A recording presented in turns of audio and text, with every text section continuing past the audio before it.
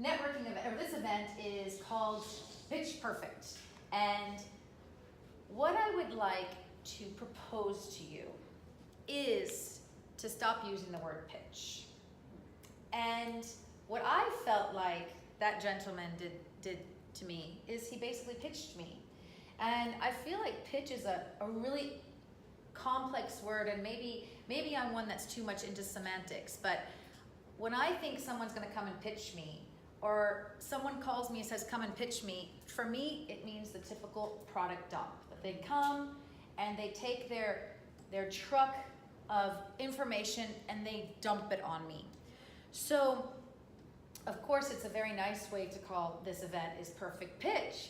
And I wanted to bring it up to Kyla, but I thought, you know what, let me just make it a point here. What I want us to do is I want us to stop pitching, and I want us to learn a way to perfect pitch, to be now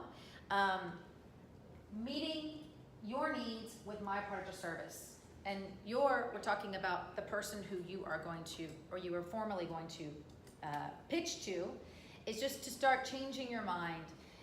When you said they've invited me to pitch, or you even talk to your husband, or you talk to your friend and say, I'm gonna go pitch, we just want to eliminate that word completely from our vocabulary and start thinking and communicating, well, I'm actually gonna meet with them because I would like to find out their needs and match it with my products and service. So this is the first step in this event and this talk, is totally the mindset change.